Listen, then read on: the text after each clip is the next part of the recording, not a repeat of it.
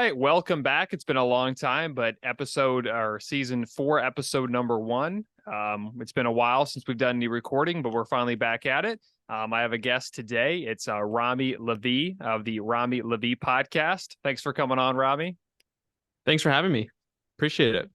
Yeah, thanks for wanting to come on. I know it's been a while, and I know it was hard to schedule, but sorry about that. I have kind of a busy schedule, so as do I. So, all right, before we start talking about the NFL season, preseason, all that good stuff, it's been a crazy off season like it is almost every year. But if you want to talk more about your podcast, what you do, I mean, it's like a sports podcast, mostly football and baseball, I was saying. But if you just want to tell us more about your podcast. So yeah, my podcast, like you said, I would say it's primarily football, just because during the football season, I think the football season really lends itself to a podcast that's structured 3 times a week. You know, you have obviously going into the weekend, all the games, picking the games on Fridays, and then recapping all of it on Sunday night. And then somewhere in between those 2 days, usually new news will trickle in. You have Thursday night football, you have Monday night football. I started the podcast about 2 years ago. The goal was to kind of get myself into sports media, and I guess it's worked because I now work for WFAN in New York City as a producer. I work for Major League Baseball as well. So the podcast is still my love, like what I do. I build my portfolio that way, and I put, a ton of time and effort into that. But obviously the 2 jobs that I've gotten, and that's the very short story of how I got there. But yeah, you could started with just starting a podcast a couple years ago, and now working at probably the biggest radio station in the world, at least for sports talk. And Major League Baseball, which is one of the 4 major sports in this country. So yeah, that's kind of the short of it. But and then starting hopefully this week or next week, I could say this is the first time I'm saying this publicly, but it's official. So I guess I am joining the Believe Network to host a New York Jets podcast for them. We don't have the official name yet, but we're working on that as well as we speak. So yeah. All right. Congrats. Again, all the links will be down in the description below. We'll put all your social media sites on your podcast, all that good stuff. I was going to start talking about the preseason, but you mentioned the Jets. It's a pretty big year for the Jets. They got Aaron Rodgers. That was kind of the biggest news outside of the quarterbacks getting extensions this year.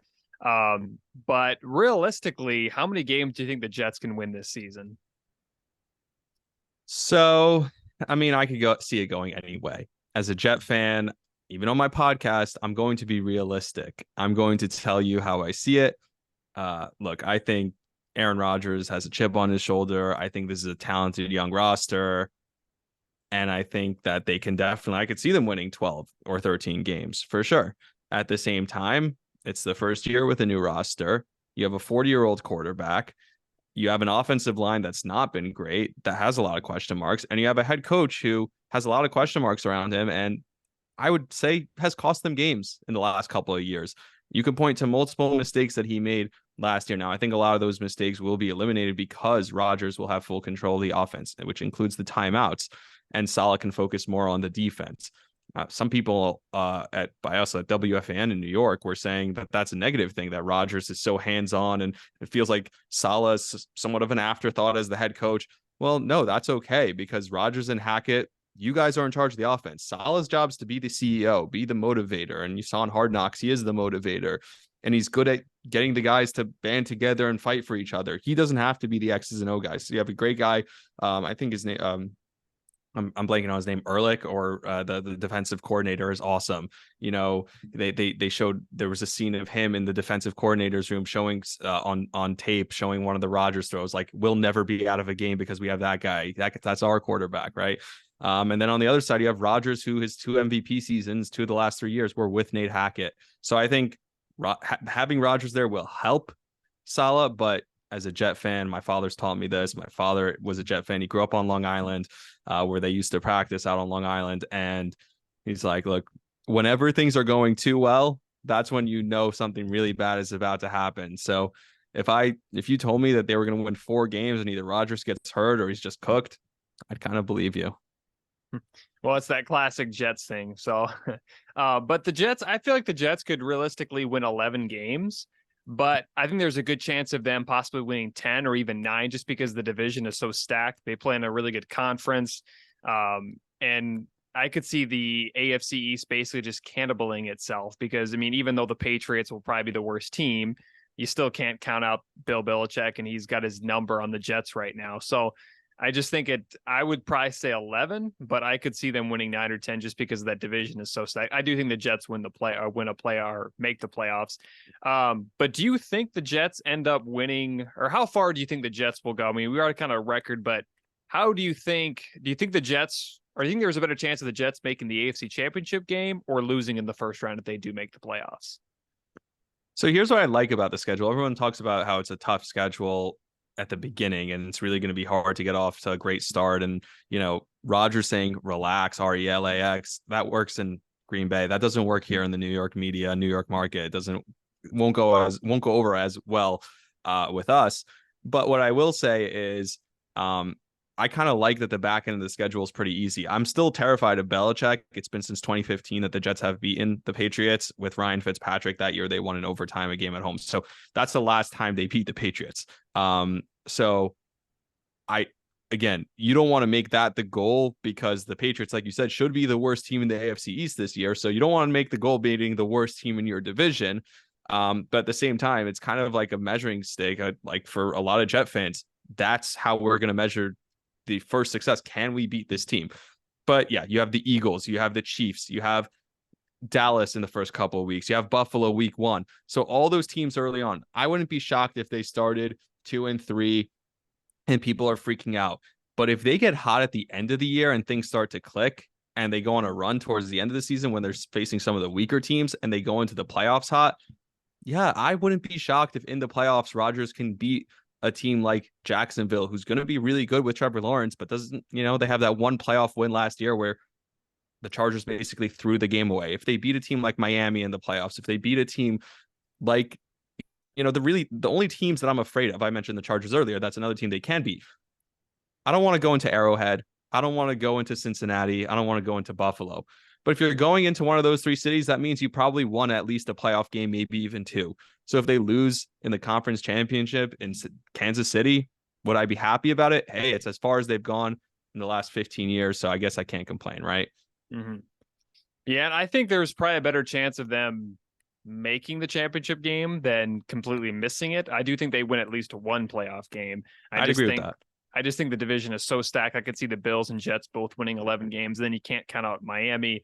I could see New England winning. I mean, it's crazy, but I think they're only going to win about 6 games this year. But it's the Patriots. It's Bill Belichick. One thing with the Patriots, Bill Belichick, the rumors about him coaching for his job and stuff like that, I don't know. That kind of makes me feel like he's going to put on a coaching display and somehow figure out a way to win. The opposite side of that, obviously, is last year they did so many things that not only just weren't prove that they didn't have talent on the team, were so unpatriot-like. Think about the loss because of mental errors that they made. Specifically, the one that comes to mind is against Vegas, right? Where they have that lateral at the end of the game, that crazy loss. So that's just un-Belichickian. Like, when was the last time you saw a team coached by Bill Belichick do that?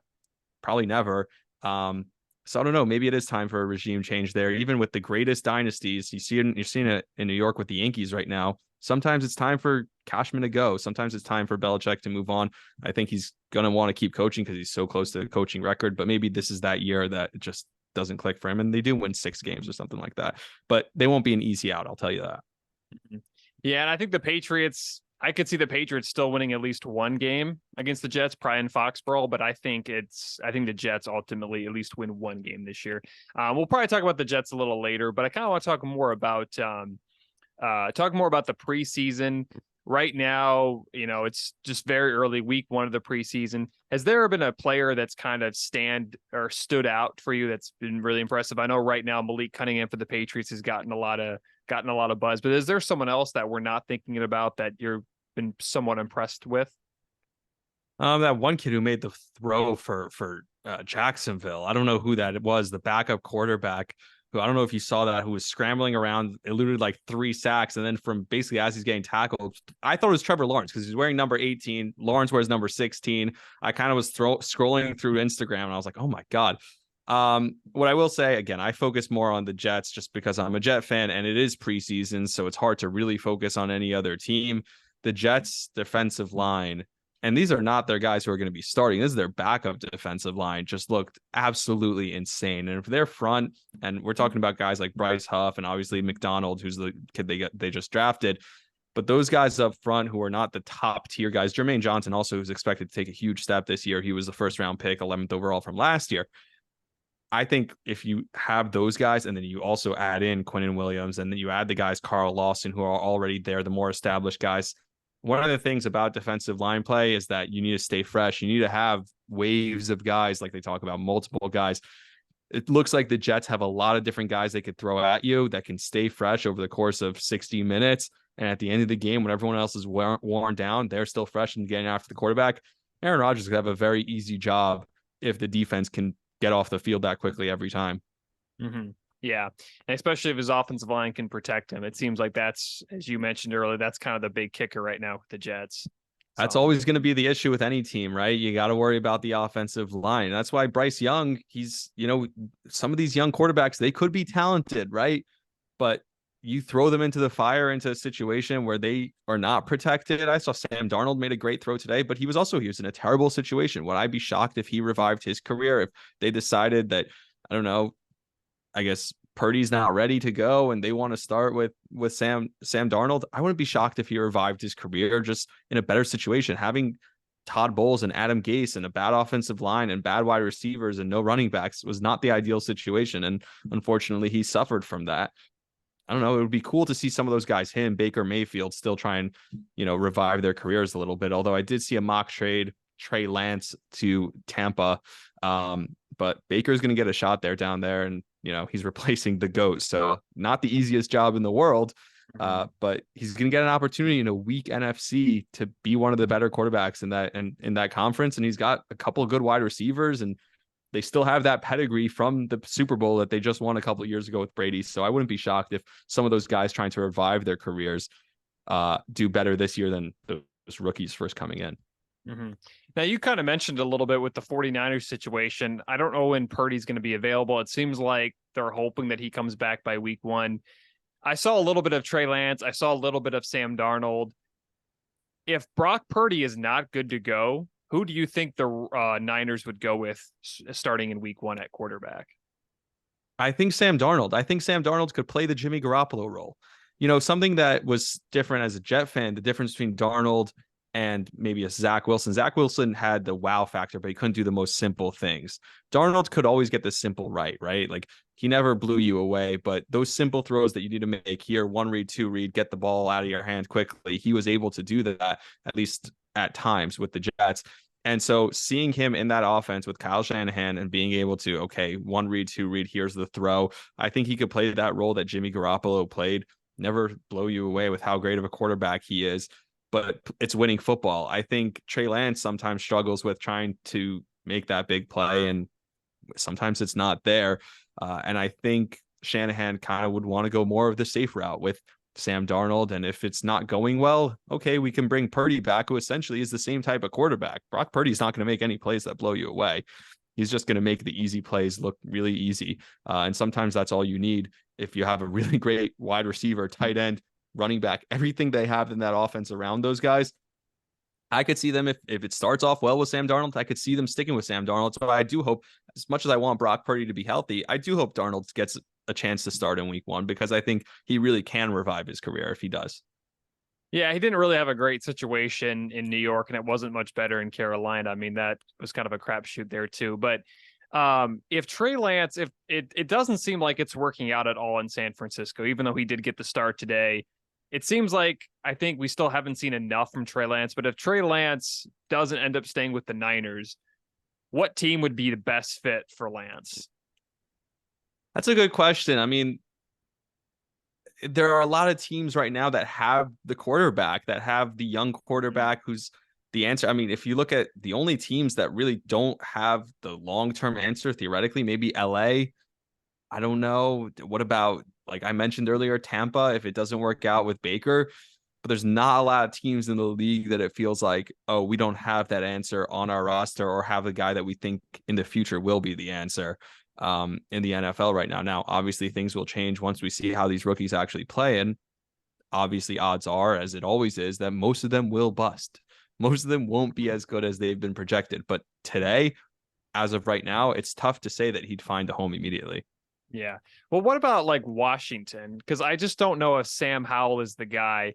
I could see Washington because I feel like they're similar to the Niners, where I mean they don't have the team as much, but they have a lot of good pieces. They just don't really have that quarterback situation. I know they have Eric Bieniemy there now, but I just don't think that Sam Howell is the ideal fit unless they just go out and try to get a top pick next year.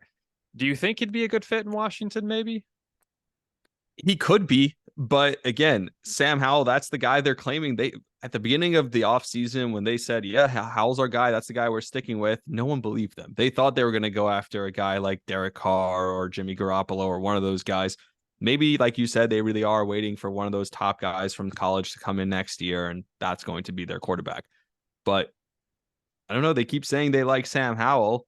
Maybe that's just a play to wait it out 1 year. But if it gets bad enough and maybe they're just on the cusp, if they win too many games to get one of those top picks, but they're still not good enough where they want to be with Howell, maybe that's where they go out and make a trade for a guy like Trey Lance. Could be. Mm-hmm. Yeah. Now we'll see what happens with Lance because it seems like we still don't know enough from Lance, even though he's entering year 3 now. So I don't know. It's going to be interesting. I do want to stay on quarterbacks, rookie quarterbacks the first week. I know it's just the first week, but most of them didn't look the best. Bryce Young looked all right, but CJ Stroud on his either first or second pass attempt was an interception. Anthony Richardson struggled a little bit.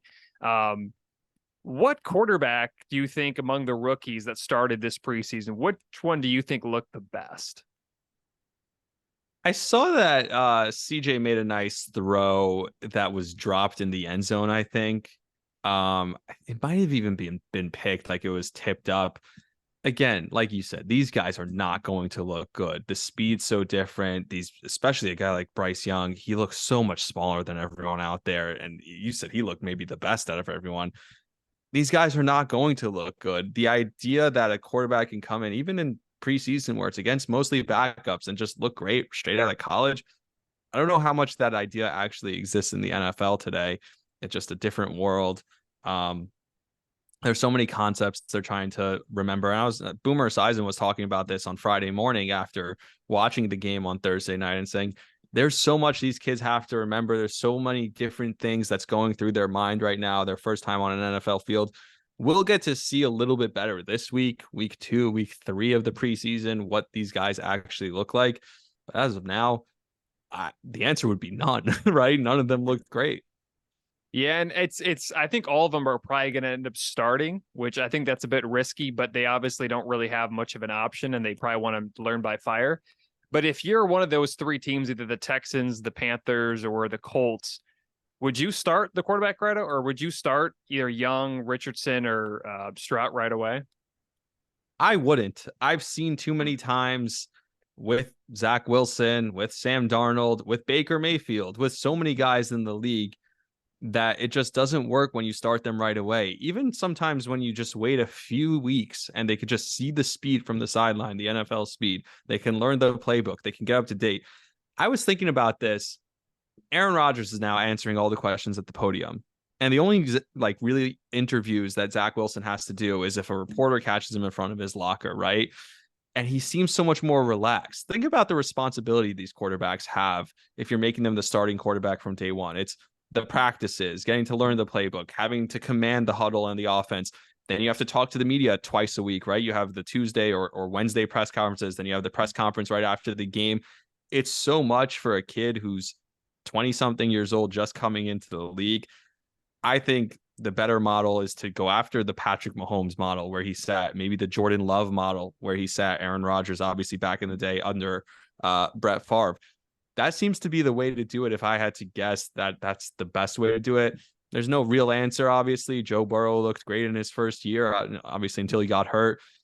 Josh Allen didn't look great, but then figured it out eventually. Same thing with Daniel Jones. Didn't look great, but then when he had the right system in place, looked great. So sometimes that's part of it too. A lot of these teams, if you're in a position to draft a quarterback first overall, second overall, one of these top quarterbacks, that means there's a lot wrong with your roster.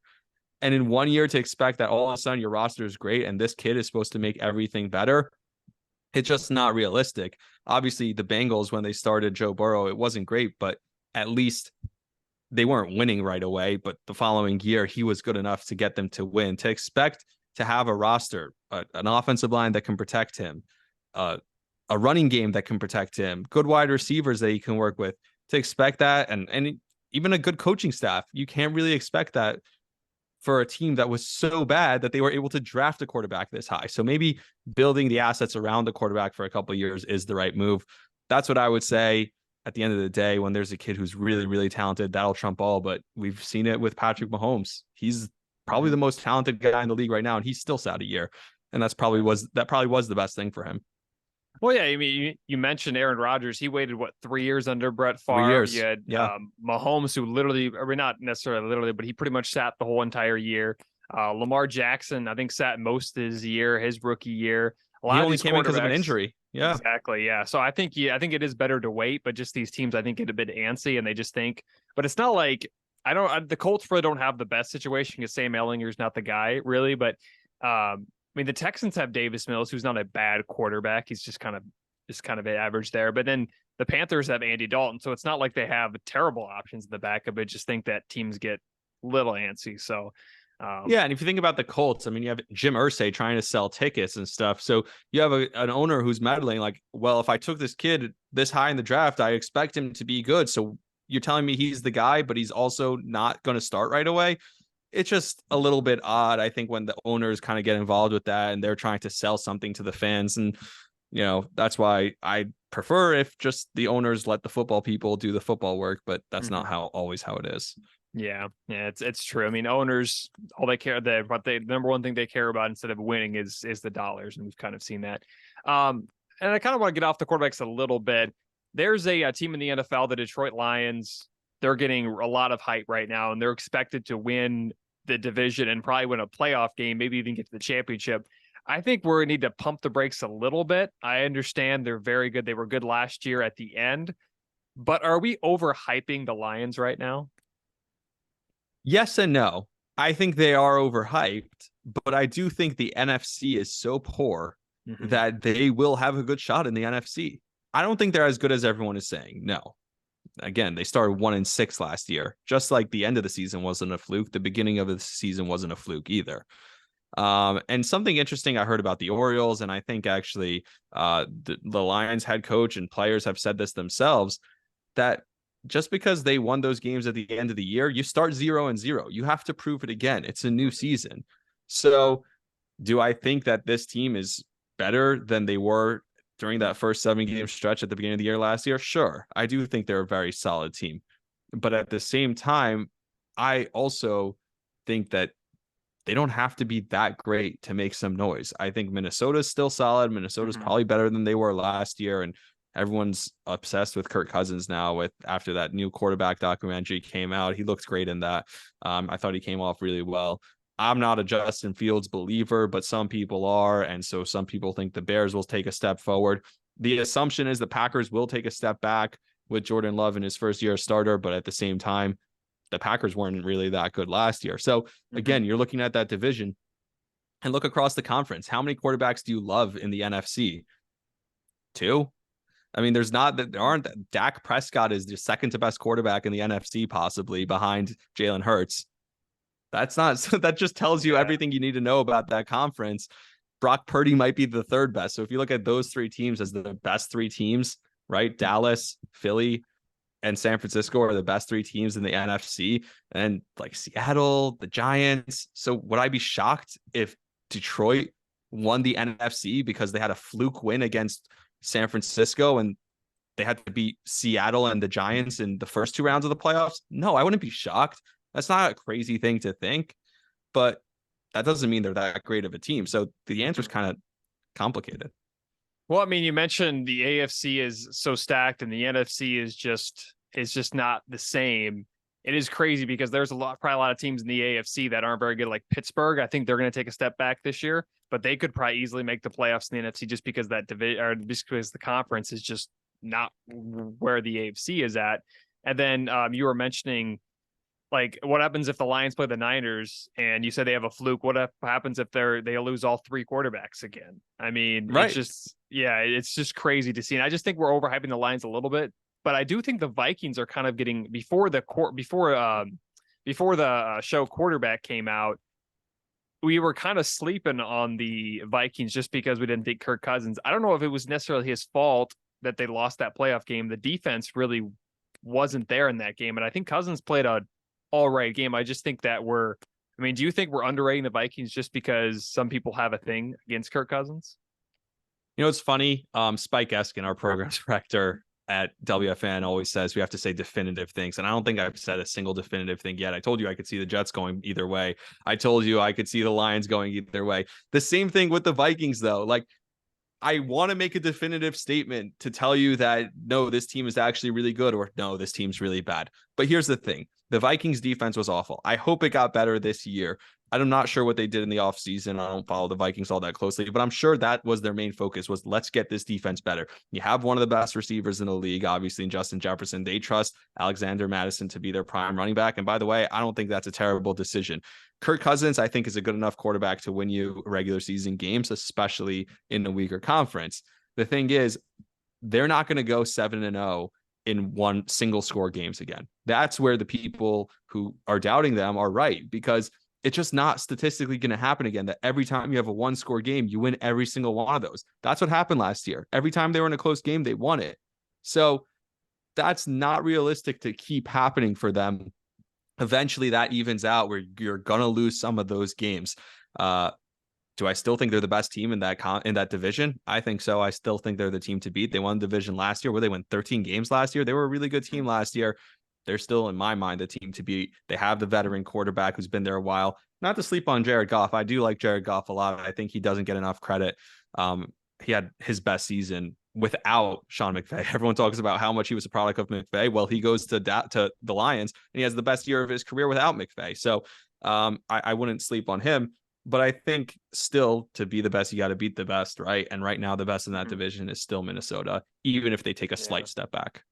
Well, I mean, Minnesota did lose Dalvin Cook, which I was really shocked that they just flat released him, even though Cook is still an elite running back, in my opinion. But they gained Jordan Addison, another really good receiver. So you add that, you have TJ Hawkinson still, who is probably somewhere in the top 10 with tight ends. I mean, they just have a lot of weapons, and I feel like they're about the same or similar team that they were last year. I don't know. We'll see what happens. But another thing that happened in the offseason was kind of the running back situation. It seems like none of the running backs are getting paid, regardless of how good you are.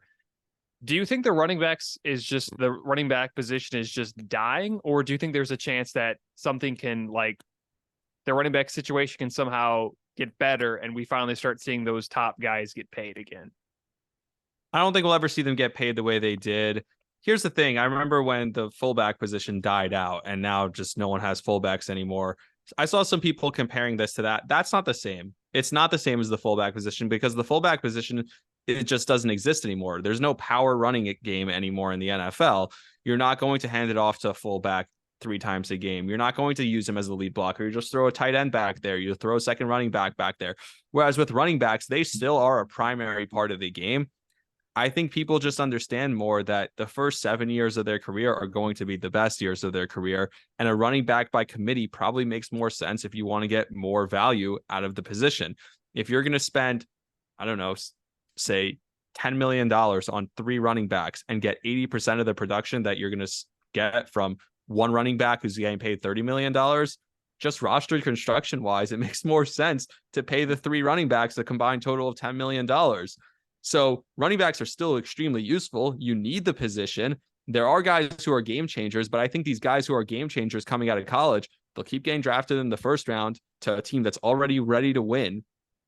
They'll get their first 4 years, then the team will pick up the 5th year option and then tag them twice. And after those 7 years, there's no reason to keep paying them. The second contract for the running back, in my opinion, a guy like Ezekiel Elliott, who's unemployed right now, basically killed the market, because he's a guy who the second he got his second contract completely fell off. We saw the same thing with Le'Veon Bell and the Jets. Every time one of these running backs, these big name running backs, get paid, it completely falls off. You saw what happened with Saquon Barkley. He's like, I'm holding out. Then he has that Zoom call, which no one knows what was said on that Zoom call with the running backs. But all of a sudden, the next day, he's coming back to the Giants for what? For $500,000 more in incentives. That's it. Like, again, that's money that would change my life. But in his life, that's not money. That's not, life-changing money. And he didn't even get a promise that in his next offseason, he won't be tagged again. Like a lot of times that's what they're looking for. Next offseason, don't tag me. That's the language they're looking in their contract. He didn't even get that. So what did he gain? I'm not so sure. I talked to a guy like Tiki Barber about it, who's a guy who's gotten paid in the NFL when running backs were a primary position in the NFL. And he says, look, it's not that the position is not a primary position. It's just that you don't need to pay that one big guy anymore. Look at what happened with him. He knows it firsthand. In 2007, he was one of the better running backs in the league on the Giants. He retires. The next year, they have a running back by committee with Bradshaw and Jacobs and all those guys, and they end up winning the Super Bowl, right? So does it really matter if it's one guy or if it's three guys who stay fresh the whole game and can get you? Maybe they're not. Yeah, I'm not saying that those guys are a Saquon Barkley or anyone else like that, but definitely not a Christian McCaffrey, right? But still, if they can get you 70 to 80% of the production at a quarter of the cost, it's a no-brainer. Yeah. And you talked about Saquon Barkley, but pretty much he's still going to get tagged at least one more time. And with his new contract that he signed, it pretty much would have been the same thing if he just would have got franchise tag. So that one didn't make much sense, but we'll talk a little bit about him more. All right, now that we're kind of talking about running backs right now, another one that's going on right now, the Saquon Barkley situation is kind of done, or for the most part, at least for this year. Josh Jacobs is the next guy. He led the league in rushing last season, and now it looks like he's not going to get the contract he wants. He's holding out still. It seems like the Raiders have the upper hand because technically he didn't sign that tender, but they can do it again next year. Where do you think this all goes from here? Do you think that he just ends up suiting up for the Raiders and just gets tagged next year? Or do you think that he just won't play until he gets that contract? I don't think he really has a choice because the Raiders aren't really trying to win games this year. So they don't care if he doesn't play. They have one of the better assets in the league, and we saw how it worked out. I mentioned Le'Veon Bell. Didn't work out great for him when he sat out a whole year. He came back. Yeah, he got the contract from another team that was dumb enough to give him the contract. My Jets again. But at the same time, did it work out for him career-wise? He got the money, but he was never the same guy. I don't know if Josh Jacobs wants to give away a prime year of his career. Now, that said, like I said earlier, they're not planning on winning, so I don't know how much he's really giving up. It's different than giving up a season with Ben Roethlisberger and Mike Tomlin. That team was really good and had a chance to compete and did compete that year without Le'Veon Bell. I think if the Raiders see Josh Jacobs sit out this year and they don't win a bunch of games, they'll be like, okay, cool. Maybe we'll sign you next year, or maybe we'll just tag you again and see if we can't run it back. Great. We got a better draft pick this year. Let's build for the future. I don't know. And another thing about the leverage, what other team is giving him that contract right now? Like I said, there was that dumb team, the Jets gave Le'Veon the contract. Even the Giants and Saquon Barkley. Another thing I said earlier, once he said, look, there's no real market here, he ends up essentially opting in to that franchise tag number. Yeah, it just seems like, and right now they can't technically find him because he didn't sign the tender, but once the season starts, if he starts missing games, the Raiders then can start finding him each game he misses and for practice and stuff like that. So it kind of feels like the Raiders have the upper hand. It stinks for Josh Jacobs because I think he's now become an elite running back, but it just looks like that if you're elite running back, no one cares. And just the guys they want to pay as quarterbacks, wide receivers, and pass rushers, and usually the left tackle. And it's just like that for linebackers too. It seems like that's our middle linebackers at least have gotten kind of the short stick too. And the only off-ball linebacker that's still getting paid in the NFL right now is the Ravens just decided to sign their off-ball linebacker, right? And he's one of the best linebackers in the league, but still, you don't pay off-ball linebackers, right? You're going to pay an edge rusher. You're going to pay, like you said, a left tackle. You're going to pay a wide receiver, a superstar wide receiver, and obviously Daniel Jones got $40 million. The quarterbacks make the big chunk of the money. Yeah, and it seems like quarterbacks are getting extra where the running backs are kind of either staying the same or actually losing, which is crazy, especially with how every year it seems like the salary cap goes up and up and up. Right now, it looks like, well, I'll stay with the Raiders. Devontae Adams is not happy right now with the Raiders. And you just mentioned it, the Raiders don't seem like they're going to win. Do you think Adams just gets frustrated and wants to get traded after this season? I mean, I think he'd probably want to get traded at the trade deadline. It wouldn't be the first time that we've seen that. Aaron Rodgers has alluded to that a little bit, that we're looking for guys who might be available. I don't know. I don't think the Raiders are in it to win it this year. That's just my opinion. I don't think they're trying to win a bunch of games. I think they'd rather just tank a little bit and get one of these best quarterbacks, especially in a loaded AFC and in their division, which is loaded. I don't see them competing. And so, yeah, would they trade Devontae Adams, shed some of that salary, recoup some of the picks that they gave up in order to get him in the first place? Yeah, I could see that happening. Well, the Raiders have already kind of started that mini rebuild where they got rid of Derek Carr, they got rid of Darren Waller. I mean, they just flat out released Derek Carr and got a 3rd round pick for Darren Waller, and Darren Waller is still an elite tight end in my opinion. So it just seems like they're kind of going that way of just saying, you know what, we lost. We're going to see if we can get something and let's just start over. But which is why I was shocked they did tag Jacobs. What was the point of tagging Jacobs? Just not to lose the asset? I don't know. They don't really care about the asset unless they were planning on trading him. I didn't understand why they tagged him. Mm-hmm. Yeah, and I think the reason why they tagged him was just so they could get him back at least. And I know and plus they can tag him next year too. So it's not like they're losing their one tag, because I think you can tag a player up to twice now. So I just feel like they just tagged him just because, and they can do the same thing next year. So, I mean, we'll see what happens there. You kind of already mentioned Saquon Barkley for the most part, but I mean, do you think the Giants just go ahead and franchise tag him again next year? And then by the time in 2 years from now, when Saquon Barkley's not the same player, do you think they just kind of let him walk? I think so. He's 26 now. I think even if he has a huge year this year, you'll tag him again next year. And even if he has a huge year the year after that, these teams would rather be out on the guy a year too early than a year too late, right? You don't want to be left like the Dallas Cowboys paying Ezekiel Elliott elite player money for a guy who wasn't elite anymore. And Tony Pollard was getting the majority of the carries because he was just so much better. So, yeah, I think they'll tag him again after this year. And as much as it sucks for Saquon, he'll have made plenty of money in his career. And he'll go get a bid contract somewhere else after that. As much as it sucks, as much as I wish I could say this guy, because the personality, the guy who he is, the person who he is, he wants to be a big time New York star running back for a long time. And just that's not going to be the case. And by the way, he's doing everything he can to diversify himself. He's worked the whole off season on route running, on getting better as a receiver so that he can diversify himself. I think at the end of the day, it won't matter because they're still never going to pay him long term. I mean, even Daniel Jones coming off the year that he had, it's essentially a 2-year contract. It's 4 years, but they can get out of it after the first 2 years. With Daniel Jones, only those first 2 years are guaranteed. And then they could just cut bait if he's not the guy that they thought he was. So I think the Giants, Joe Shane, they're really smart. They're a really smart organization the way they're ran now with Dable and Shane. I don't see them selling out for a running back in a market where you can get running backs, like I said, same or close to the same production for much cheaper. Yeah. And the only reason why I would consider paying Saquon Barkley, because you just paid Daniel Jones, but I kind of forgot about the contract situation, was just because you paid Daniel Jones all that money. And I think Saquon Barkley is a huge reason why Daniel Jones had his success last year. I think you take that off, he's not that great. And plus, they don't have a lot of weapons. Yes, they added Darren Waller, but I mean, they have what? Darius Slayton. I'm not sure even the receivers. I think they still have Sterling Shepard. I'm not exactly sure, but they don't have a lot of weapons in the draft this year. Yeah. I think they drafted, was it Jalen Hyatt from Tennessee, I think. Yep. I just think that Saquon Barkley is pretty much that entire offense. And maybe it looks a little different now with Darren Waller, but I just think that that's the only reason. Well, that's one of the reasons why, or one reason why I would pay Saquon Barkley, or at least pay him a little more than what he's making now. But do you have anything But they don't have to. Or?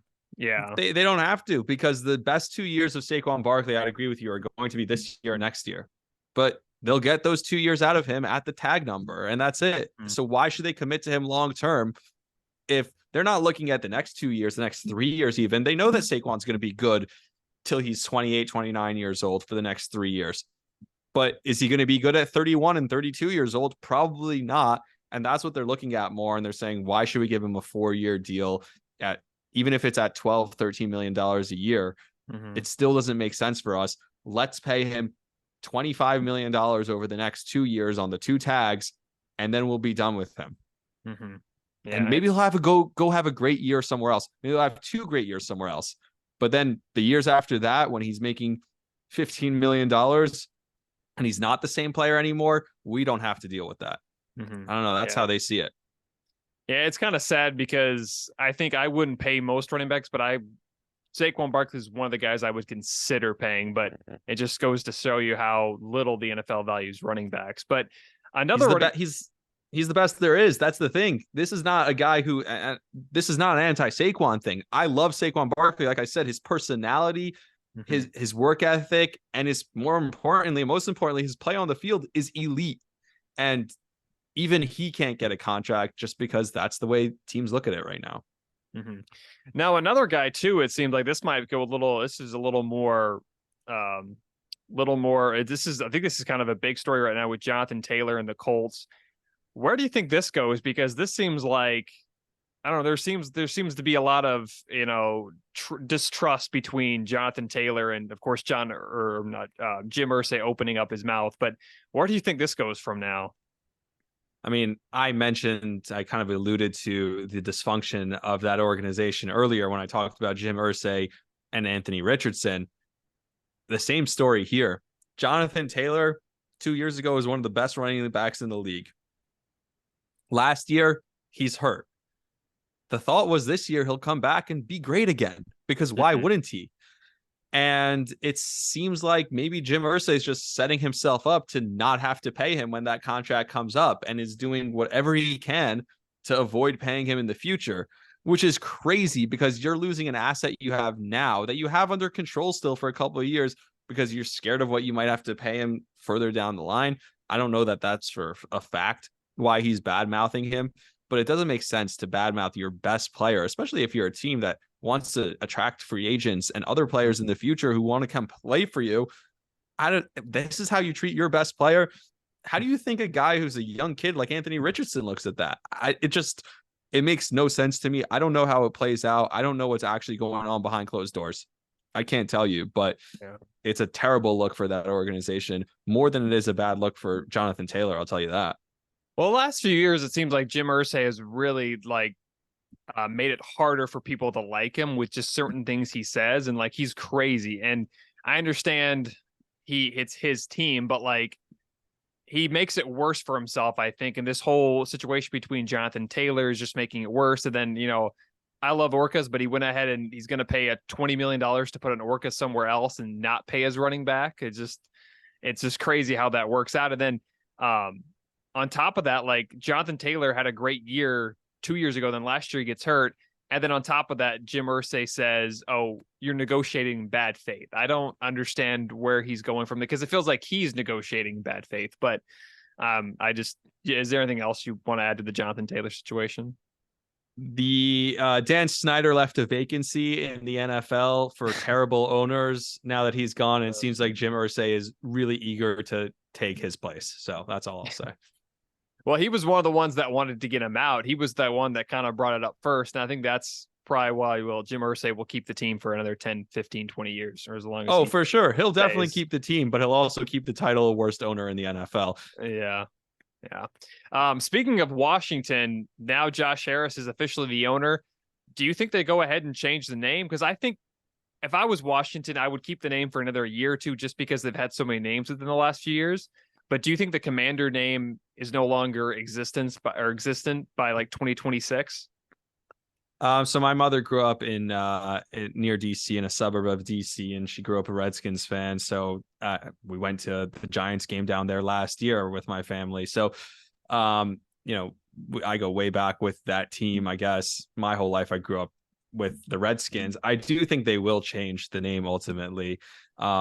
I think the fans haven't responded super well to the Commanders. I think they want something with either red in it. I liked Washington football team. I thought it was cool. I thought it was funny, but also I thought it was kind of cool. So I like the Washington football team, but I think they try and go back to something, maybe the pigskin, something like that instead of Redskins. So you have something that's in there. Pigskin, you could still have that hog that they made the mascot for the football itself. I saw Red Wolves thrown out there. There's a bunch of different things, a bunch of different directions you could go with. I think the new ownership will kind of try and rid themselves of everything that happened in the Dan Snyder era, especially the last few years. And I do think they will change the name and change everything. I have multiple friends who worked in that organization, and they said the culture from the top down was just awful. And I think they really do need a shake up there. Yeah, and it seems like I think there is a rule in the NFL where you can't change a name after a few years, but I'm pretty sure the NFL would let Washington change it again. I think the Hogs would be a great name, or even like the Razorbacks or something. You'd probably have to give Arkansas something there, but like Razorbacks or Hogs, kind of keep that burgundy look, but probably, I mean, I don't mind their uniforms now. I just think the Commanders was just like, you could have done a lot better than the name Commanders. Yeah. So we'll see what happens there. I mean, I kind of hope they go with Hogs or even Razorbacks or something. We'll see what happens there. Now, the other one I want to kind of tackle a little bit here is the quarterbacks getting paid this offseason. We saw Justin Herbert just get paid. Before that, Lamar Jackson got paid. Jalen Hurts got paid. It seems like the next guy is going to get the biggest contract ever. Who do you think the next quarterback to get paid is? And I'm pretty sure I know what you're going to say, but who do you think the next quarterback to get paid is? Well, it has to be Burrow, but I don't trust that franchise. I've talked about this on my podcast. I've talked about this going back years now because I worked at the Fan in Baltimore for a couple of years, and I saw what they did with Lamar Jackson, where they let the situation drag on and on and on. Instead of paying him when Josh Allen was paid, they waited, and then they waited, and they waited some more. And that's how situations get sticky, where I know it didn't help that he didn't have an agent and he was hurt the last couple of years, but we're talking about going into a playoff game, and I produced the pregame show in Baltimore on the radio and on the Fan for the Ravens playoff game. And the entire conversation going into a playoff game that they could have won in Pittsburgh, and the entire conversation was about Lamar Jackson is not there. Why is he not there? What will happen in the offseason? And we have a playoff game in front of us, and that's what we're talking about. So I think they totally foobarred that situation. And that's a Ravens organization that's known to be a pretty good organization historically.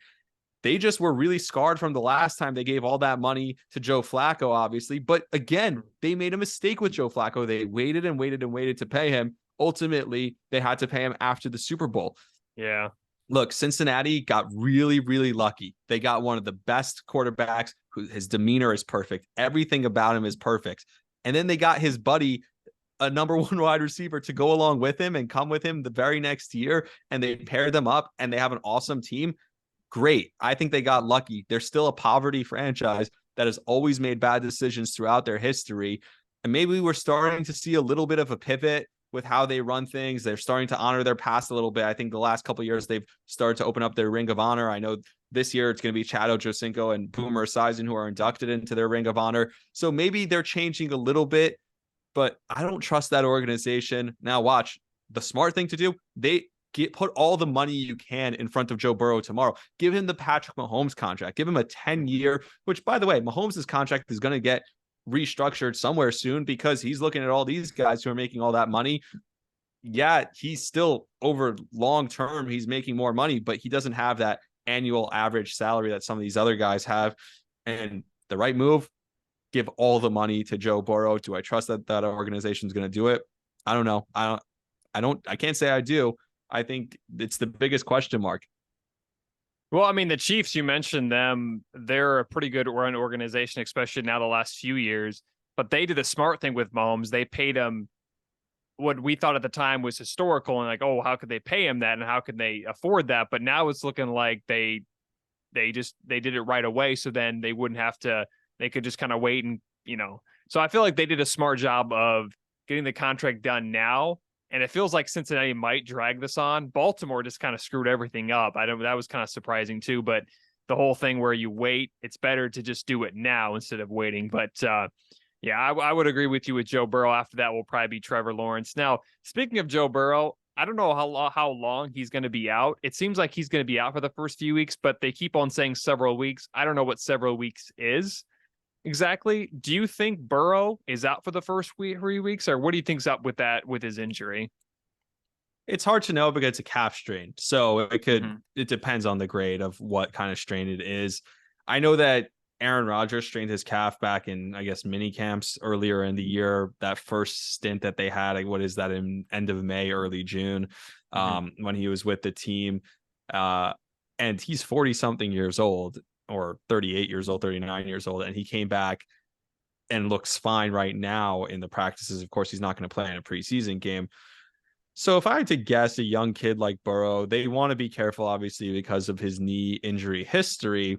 But if I had to guess, I would guess he will be back for week 1. That's just a guess I throw out there. If they want to be extra cautious with him, maybe they do hold him out a couple of weeks. But it's a tough AFC. You can't get behind. That division's going to be good. I mean, what if Deshaun Watson is the same quarterback he was 2 years ago? Right? What if Kenny Pickett takes the next step? Mike Tomlin's never had a losing season. Or if Lamar Jackson stays healthy all year. He was on pace to win MVP last year before he got hurt. I'm telling you, I've seen Lamar Jackson. I watched every game in person the last couple of years. He is the most special player when he's on. That team could be really good also. So you can't fall too far behind in that division or in this conference. I don't want to punt the season. And maybe this goes back to something that we talked about with that franchise, that Cincinnati Bengals kind of being a bad franchise. Maybe they're holding him out to kind of get some leverage in negotiations with him, which I think would also be the wrong move. Well, I mean, yeah, I think Jamar Chase said something where if they hold him for the first 5 weeks, they'll be fine. But that AFC is so loaded. In the NFC, they could probably afford to do that or something like that. But I mean, the last 2 years, Lamar Jackson before his injury, and I'm a little biased because I'm a huge Lamar Jackson fan, but he was on pace to be an MVP both years until he got hurt. The Steelers, they're not going to be they're kind of like the Patriots right now, a little better, but they're not going to be a slouch. They're still going to be very competitive. Deshaun Watson, as you mentioned, I just think that it's a little risky to do that. And I think maybe the first 2 weeks I understand, but they play the Ravens in week 2 right away. And they definitely don't want to get behind Baltimore.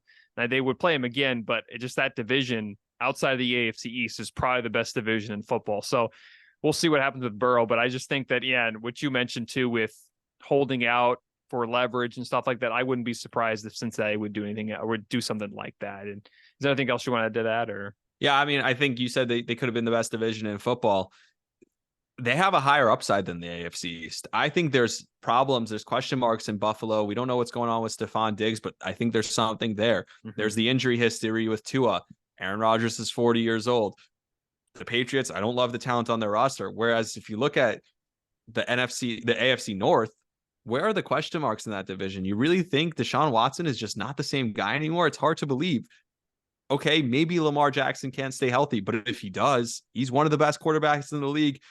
And of course, I think you're not giving Pittsburgh enough credit. They were a playoff team last year. They won a playoff game. They're a really good football team, right? Or am I mistaken by that? Cincinnati that they played in. All right, I screwed that up twice. But 2 years ago they made the playoffs, and then last year what were they 8-9 or they were 9-8 because they started off 6-8, but then won their last 3 games so they could have another something like that. Right. The point is they're a really good team. Kenny Pickett could get a year better. The defense is good. They have, crazy good wide receivers and running backs. If Najee Harris has another good year, I don't know. It's just odd that you think you would that division could be really, really good, and to throw away a few games at the beginning of the year, like you said, I don't see it. Well, again, thanks for coming on. Now I do have a few more things I want to add, but again, thanks again for coming on. It's been a blast. I enjoy talking about football. It's been a while since I've done a podcast or really done an episode. But before we end this conversation here, I kind of want to do a running back tier list. I mentioned before we started recording that I kind of wanted to do a running back tier list. But basically, we're just going to I'm going to blind rank top or 5 running backs, and you just kind of put them 1 through 5 somewhere like that. So, are you ready? Or I'm ready. Okay. I got a pen. I'll write it down. Alvin Kamara. Okay. Oh, you want me to off the top blindly?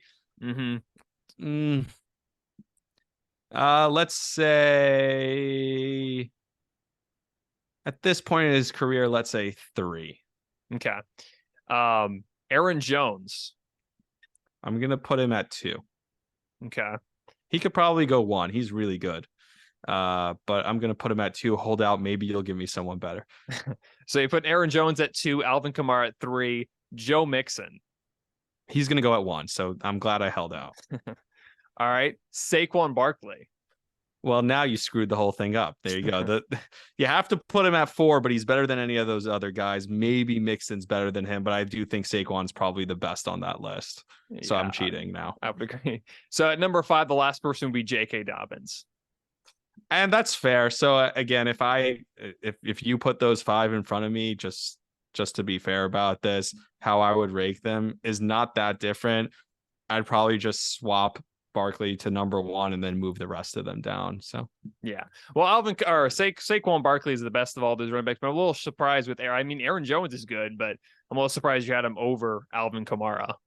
Oh no, I think at this point, Jones last year was a better running back than Alvin Kamara. Obviously he was splitting a lot of the touches with AJ Dillon last year. But I think he's a better running back at this point in their careers. Alvin Kamara has fallen off just a drop. Obviously still very good out of the backfield as a pass catching running back. Mixon is really one of the best. And I think if I had to tell you who I think the best running back in football right now is probably Nick Chubb. Like, I think he's one of the best, if not the best. I still think Derrick Henry is the best running back, even though last year was kind of a down year. But I think Nick Chubb is like the second best running back. And if I had to bet on someone for this year, just because Chubb's a little younger, I would bet Chubb. But Henry every year keeps showing that he could come back. He's so strong. He's the only running back who gets better as the year goes on because he's so big and so strong. The linebackers wear down while he just gets better. It's the craziest thing. It's unheard of. Well, when you're 6'2", 230 or 240 pounds, I would not want to tackle him. I would just, make a business decision, say, I'll just let him go. I'm right there with you, especially as the games get later and, it's later in the year, it's colder, it's later in a game and he comes running at you. Yeah, I'm getting out of the way. Yeah. So, all right. Again, thanks for coming on. Is there anything else you want to mention before we end the interview? First of all, my pleasure. Thank you so much for having me. Go listen to the Rami Lavi podcast. I think it's at Rami Lavi or at Rami.Lavi on Instagram, at Rami_Lavi on Twitter. WFAN. If you watch Major League Baseball, I guess I appreciate you too. But if you're in New York and you like New York sports, WFAN, we still do some great work there. The Odyssey app. It's a fun place. So check it out. Lots of good content coming during this football season. And I will have on my page all the announcements about the Believe Network and the new Jets podcast coming out. So if you are a Jets fan, feel free to check it out. A little self-promotion. All right. Thanks again for coming on, Rami. Have a wonderful night. Enjoy the football season. I'll have to have you on sometime later this year. So appreciate it. Thank you.